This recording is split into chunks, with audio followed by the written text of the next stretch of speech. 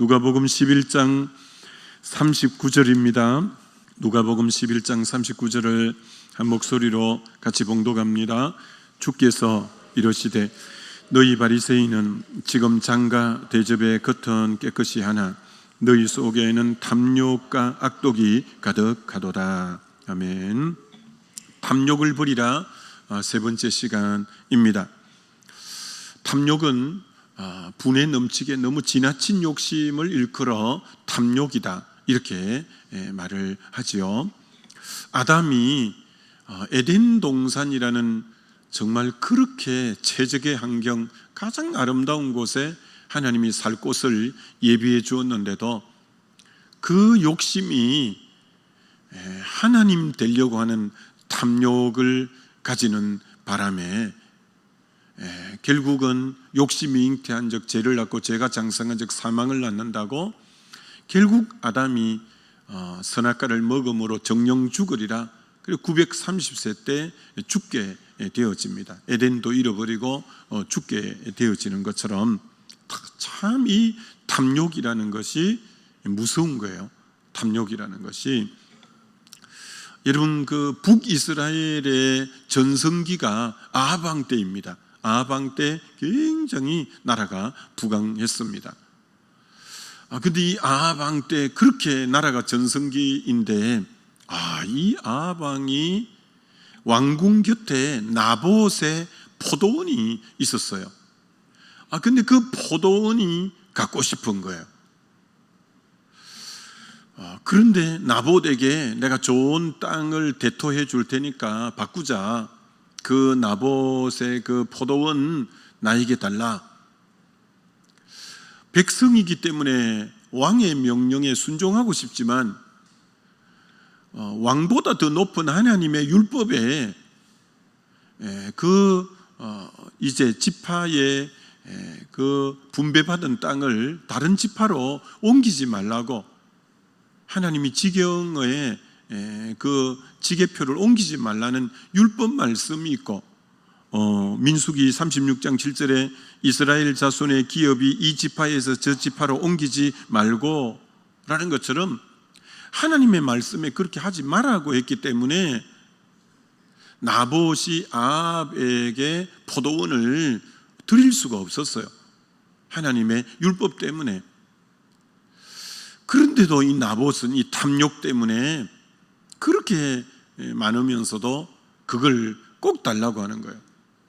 그래서 드릴 수가 없다고 하니까 나봇이 심한 고민에 이 아합이 빠졌어요. 그걸 악한 왕비인 이세벨이 보고는 거짓 증인 둘을 세워서 나봇을 죽이고 그 포도원을 빼앗은 거예요. 하나님이 그걸 보신 거예요.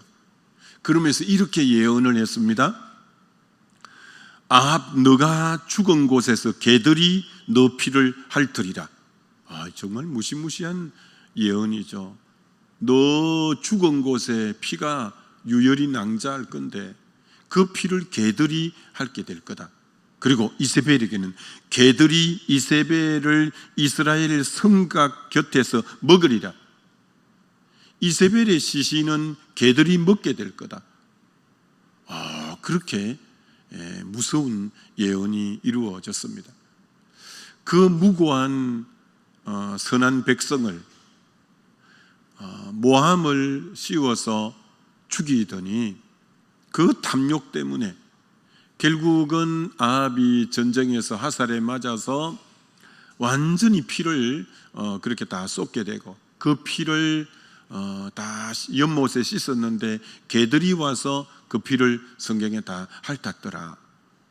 그리고 예후가 반란을 일으키면서 저 높은 데서 이세벨을 던져서 이세벨이 떨어져 죽었는데 개들이 달라들어서 그 시신을 다 먹었습니다.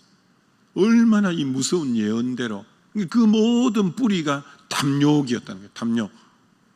탐욕이 그런 무서운 결과를 초래하게 된 거죠. 참 다윗이 너무 귀한 왕이고 성경에 제일 이름도 많이 나오고 참 그런 귀한 왕인데 이 다윗에게 탐욕이 있었어요. 탐욕은 개인별로 다 다르다고 했습니다. 어떤 사람은 돈에 대한 탐욕이 있고, 어떤 사람은 명예와 권력에 대한 탐욕이 있고, 어떤 사람은 정욕, 성에 대한 탐욕이 유독 많은 사람이 있는데, 다윗이 이 정욕에 대한 탐욕 때문에 하나님이 금한 남의 아내는 이 밧세바를, 그것도 너무나 충성된 신하이고 이 부하인 그 우리아의 아내를 범했어요. 그래서 하나님이 이렇게 나단을 통해서 말을 합니다. 내가 너 주인 사울의 집을 너에게 내가 주었고 그의 아내들을 너 품에 두었고 이스라엘과 유다 족속을 너에게 맡겼거늘 만일 그것이 부족하였을 것 같으면 내가 이런 것 저런 것도 너에게 더하여 주었으리라. 네가 정말 뭐가 부족했다면 네가 공식적으로 정확한 통로를 통해서 내게 구했다면 내가 너에게 이런 것 저런 것 못 줄 게 뭐가 있냐. 그 정도로 하나님이 사랑했어요, 다윗에게. 근데 내가 사울 왕의 집도 너에게 왕창 다 주었고 사울의 그 많은 이쁜 후궁들도 다 너 품에 안기게끔 했고 내가 이스라엘과 유다의 통일 왕국의 모든 나라까지도 너에게 맡겼는데 네가 진짜 부족한 게 있었다면 내게 구하였으면 내가 이런 것 저런 것도 너에게 주었을 건데 내가 그만 남의 아내를 네가 탐해서 네가 가졌구나. 앞으로 너 집에 칼이 끊어지지 않을 거다. 그래서 정말 비참한 일이 이 그 탐욕, 정욕이라는 이 탐욕을 다스리지 못함으로 자기 집에 그 귀한 딸이 이복 오빠에게 강간을 당하고 그것 때문에 또 다른 이복 아들이 그 아들을 또 죽이고 온갖 비비린내가 그래서 결국 압살롬의 구테타까지 일으켜서 그 아들이 구테타를 일으켜서 왕궁에까지 쫓겨도 나고 온갖 수모와 온갖 이 참 어려움을 그 정욕을 다스리지 못한 결과로 인해서 온 거예요. 이 탐욕이라는 게 그래서 인생을 무너뜨리고 모든 걸 무너뜨리는 게 이 작은 탐욕으로부터 이게 시작되니까 그게 여러분에게 약한 탐욕이 있어요. 어떤 부분은 돈에 약하고 어떤 부분은 명예와 권력에 약하고 어떤 부분은 정욕에 약하고 또 뭐 여러 종류가 있는데 여러분에는 뭐가 약한지 잘 보고 그게 인생을 무너뜨리고 인생을 힘들게 한다라는 거죠. 이런 구약의 야곱은 태어나면서부터 형의 발꿈치를 잡고 태어나는 움켜잡는 데 명수가 이 야곱입니다. 형의 장자 명분도 움켜잡고 팥죽 안 걸었어요. 아버지가 에서를 축복해 주겠다고 하니까 사냥하러 간 틈에 어머니와 공모해서 그 축복도 받아내고 외삼촌 집에 가서 라헬이 마음에 드니까 14년 머슴살이를 통해서 라헬도 레아도 빌하도 실바도 다 움켜잡고 그리고 아롱아롱하고 얼룩지고 점박이 양들은 자기 것이라고 하니까 그걸 다 여러 가지 방법을 통해 움켜쥐고 일생이 자기 욕심을 채우는데 진력을 다했던 사람이 야곱이에요. 여러분, 하나님이 계속 하나님의 사람을 그렇게 두지 않습니다. 하나님이 버린 사람은 로마서 1장에 내어버려 두사 유기하지만 하나님이 택한 사람은 그대로 두지 않습니다. 하나님이 외삼촌 집에 20년 있다가 금이 한양할 때 에스가 400명의 군대를 데리고 맞닥뜨려 나오는 거예요. 그래서 여러분 야곱이 에서 형의, 쌍둥이 형의 마음을 해유시키려고 양과 소에 살찌고 좋은 걸 무려 500마리 이상을 보냈습니다. 정주영 지난날 회장이 북한에 이렇게 소를 500마리 이렇게 끌고 갔는데 그보다 조금 더 끌고 갔습니다. 그런데도 형의 마음이 누그러뜨려지지 않는 거예요. 이게 죽음의 그림자가 점차 가까이 오는 거예요. 여러분, 사람은 아무리 욕심이 많아도 죽음의 그림자가 가까이 올 때에는 더 이상 나머지 것이 의미가 없어지죠. 그래서 야곱이 드디어 결단합니다. 죽음이 코앞에 다가오자 야복강을 기점으로 아내 넷도 13자식, 아들 12, 딸 하나, 그리고 양떼, 소떼들, 그리고 모든 종들 다 보내고 나만 홀로 남았더니 그동안 움켜쥐었던 거 다 놓게 합니다. 야, 우리 하나님은 한번 이놈하고 한번 채찍을 휘둘려야 되겠다고, 매를 한번 때려야 되겠다고 하면 다 놓게 합니다. 그동안 움켜쥐었던 것 다 놓게 합니다. 다 놓게 합니다. 그래서 나만 홀로 남았더니 그렇게 움켜잡는 인생이고 탐욕의 인생인데 다 놓게 하는 거예요. 여러분, 다 놓으니까 하나님이 붙잡혀져 오는 거예요. 하나님이 야곱을 이스라엘로 변화시켜 주는 거예요. 그리고 그 원수 같은 에서와 이제 화해하게 되고 완전히 그 앞에 새로운 길들이 열려지고 야곱의 인생을 결국은 어떻게 이제 바꾸시느냐 하면 야곱의 말년을 147세까지 사는데 그가 애굽에 내려가서 바로를 축복하는 거예요. 그가 손자 에브라임과 므낫세를 축복하는 거예요. 그가 12아들 하나하나 불러서 다 창세기 49장에 축복하는 내용이 큰아들부터 다 축복하는 거예요. 그렇게 움켜잡던 인생이 복을 비는 인생, 그렇게 복만 추구하고 복만 끌어당기던 인생이 진짜 복을 계속 나누어주고 복을 빌어주고 복을 이렇게 흘러보내는 인생으로 결국은 바꾸시는 거예요. 하나님이 저 사람을 진짜 변화시켰다라는 것은 언제 진짜 변화된 거냐? 자기 복만 위해서 그렇게 달려가던 인생을 진짜 성령의 은혜를 받고 변화된 사람은 이제는 타인의 복을 위해서 복 빌어주는 인생으로. 그래서 하나님이 아브라함을 부르신 이유가 너로 인해서 모든 민족이 복을 받게 할 거다. 그러니까 아브라함이 복된 자인 것은 내가 너를 복의 근원으로 삼겠다. 너는 복이라. 너로 인해서 모든 민족이 복을 받게 할 거다. 그러니까 여러분, 진짜 복 있는 인생은 자기 혼자 복을 움켜쥐는 게 아니라 나를 만나는 모든 사람이 복되게 만드는 그가 최고 복 있는 자죠. 다 자기를 만나는 사람은 다 복되게 다 만들어내는. 그래서 야곱 인생을 그렇게 하나님이 이제 탐욕이 많았던 사람을 변화시키는 거예요. 오늘 이 국제 정세도 참 너무 지금 혼란스럽죠. 러시아가 우크라이나를 침공한 지가 벌써 지금 여러 해가 지나가고 끊임없이 전쟁이 끝이 없는데 그 푸틴이 러시아를 공격하는 다양한 이유가 있지만 쏙 깊은 데는 뭐냐? 탐욕입니다. 여러분, 탐욕. 결국은 이 탐욕이 그렇게 만든 거예요.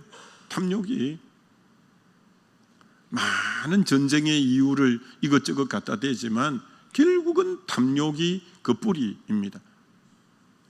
참 지금 세계가 몸살을 앓고 있는 게 미국의 관세 때문에 세계가 지금 혼란스러운데 아메리카 퍼스트, 미국 우선주의. 참 미국이 이 복음 위에 청교도들로 인해서 세워져서 세계 그렇게 많은 원조를 하고 그렇게 흘러보내는 참 그런 나라였는데 이제는 미국 우선주의, 아메리카 퍼스트 모든 것이 이렇게 된 거예요. 이번에 일본에 참의원 선거가 있었어요. 근데 그 산세이터, 이 참정당이라고 하는데 극우 이제 정당이에요. 극우 정당. 의석이 하나밖에 없었어요. 근데 이번에 극우 정당이 15석을 얻었는데 그들이 내건 구호가 재팬 퍼스트, 일본 우선주의. 이제는 우리도 우리나라 우선주의를 해야 된다.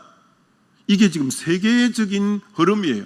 자국 우선주의로 세계가 지금 치닫고 있는 거예요. 그럼 이 세계는 아주 삭막해지고 세계는 살기가 팍팍해져요. 자국만 우선주의로 가니까 얼마나 이 탐욕이 이 지금 세상을 이렇게 지금 여러 가지로 참 어렵게 만들고 있는 그런 모습이죠. 여러분, 이 탐욕은 한 개인의 인생도 그렇게 무너뜨리지만 이 국가적으로도 참 이런 결과를 가져오게 되죠. 모세 다음에 여호수아가 리더가 되어서 모세는 출애굽하고 광야 40년까지가 자기 백성을 이끄는 게 모세 사명이었죠. 출애굽시키고 이 백성을 광야 다 통과하게 하는 데까지가 모세 사명이고, 그 다음부터 바톤 터치를 해서 여호수아가 가나안 7족속을 몰아내고 거기 하나님 백성을 정착하는 데까지가 여호수아 사명이에요. 근데 이 가나안 7족속의 첫 난공불락의 성이 여리고성이에요. 근데 하나님은 그것을 13바퀴를 돌게 하고 그러므로 여리고성을 점령을 하게 하는데, 근데 하나님이 딱 한 가지 부탁하는 거예요. 여리고성 안에 있는 금, 은, 외투 그 어떤 것도 욕심내서는 안 된다. 그럼 너희들이 저주받는다. 그거 다 내가 저주한 땅이기 때문에 거기 있는 어떤 것도 취하면 안 된다. 그거 하나 부탁했어요. 너 욕심내지 마라. 탐욕 가지면 안 된다. 여리고 안에 좋아 보이는 거 그거 너 취하면 절대 안 된다. 신신당부를 했어요. 그런데 누가 그 말씀을 어겼냐면 아간이라는 자가 금, 은, 외투를 딱 움켜잡고 숨긴 거예요. 아무도 몰랐어요. 두 번째 전쟁이 아이성을 점령해야 되는데 36명이 아이성 전투에서 죽고 대패를 하고 돌아온 거예요. 아니 이제 전쟁 시작이고 가나안 7족속을 쳐부숴야 되는데 두 번째 전쟁에서 대패를 하고 36명이 죽어지니까 백성 전체가 울고 통곡을 하고 난리가 났어요. 야 이제 우리 어떻게 사노? 어떻게 했지? 여호수아가 금식하고 기도하면서 하나님 왜 이렇습니까? 했더니 아간의 탐욕 때문에 그렇다는 거예요. 아간의 탐욕 때문에. 그럼 어떻게 합니까? 결국 죽이라는 거예요.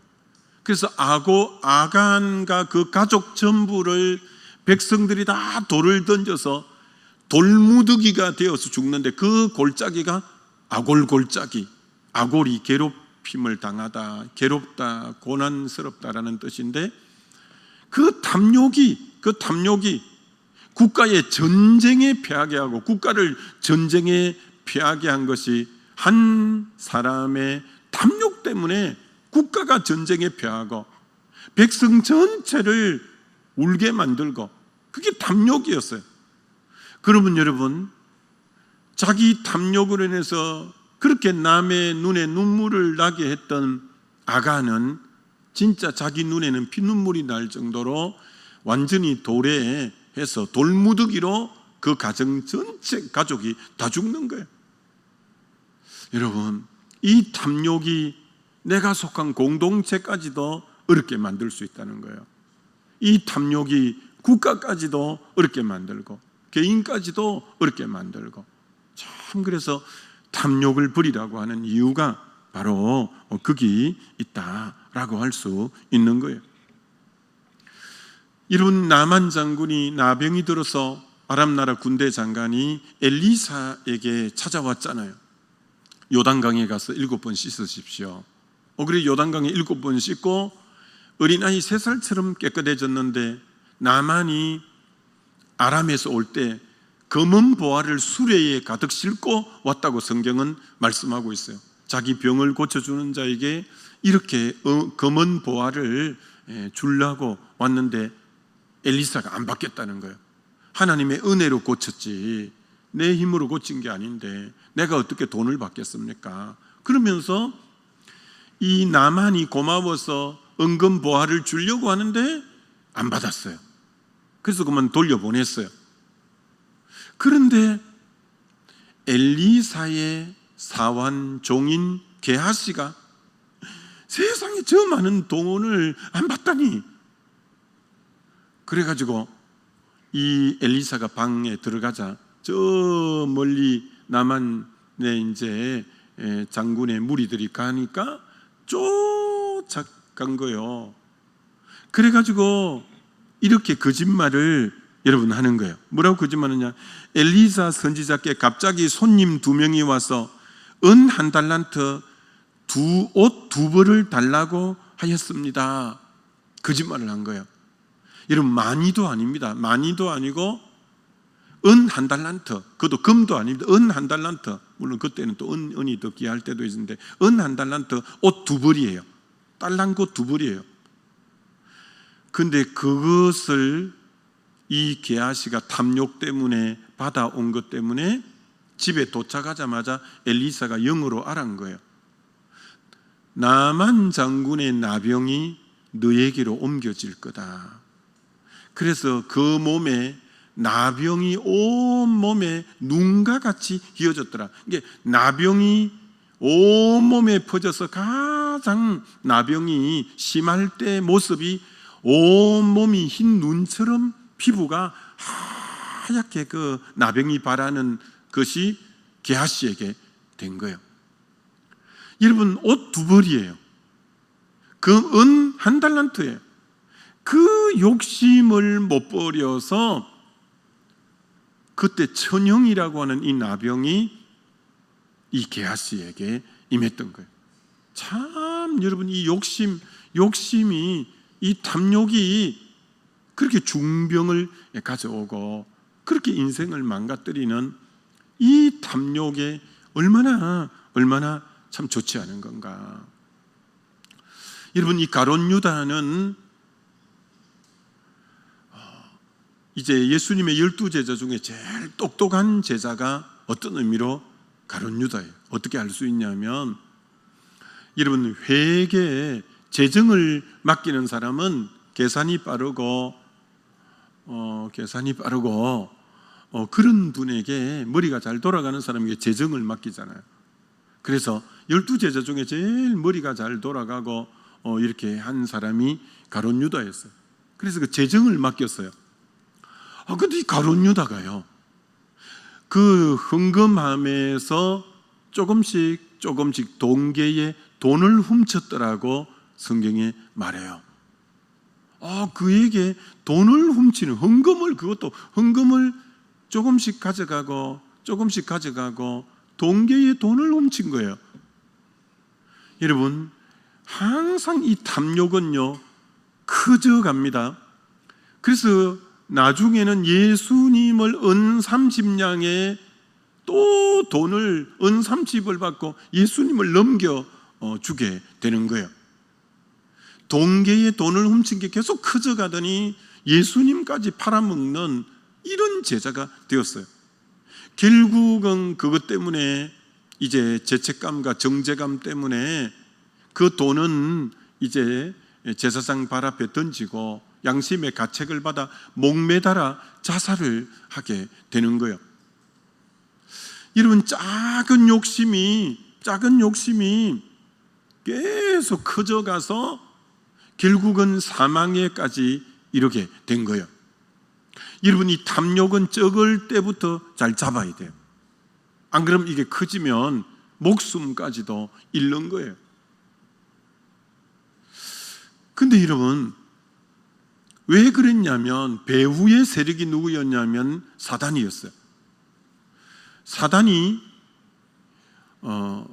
가룟 유다에게 예수를 팔려는 마음을 주었다고 했어요.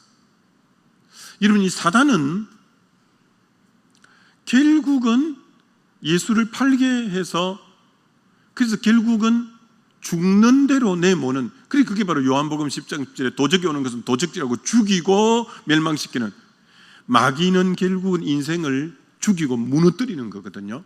그게 마귀의 존재의 목적이에요.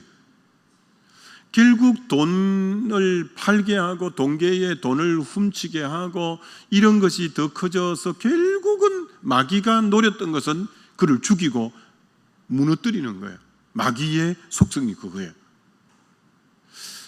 그런데 베드로도 예수님을 저주까지 하면서 3번을 부인했는데 안 죽었어요. 죄책감 때문에 목매달아 안 죽어요. 그럼 여러분, 이 가룟 유다는 왜 자살로 끝이 나고 이 죄에 대한 죄책감과 후회만 하다가 자살해요. 근데 베드로는 통곡하고 회개하고 다시 재기하고 새로운 길이 열려요. 여러분, 이게 마귀 역사와 성령의 역사의 차이점이에요.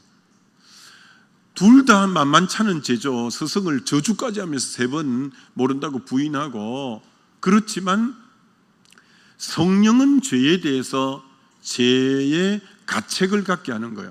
죄의 가책을. 죄를 깨닫게 하고, 성령은 죄를 깨닫게 하는 영이에요. 그래서 죄에 대해서 가책을 갖게 하는 거예요.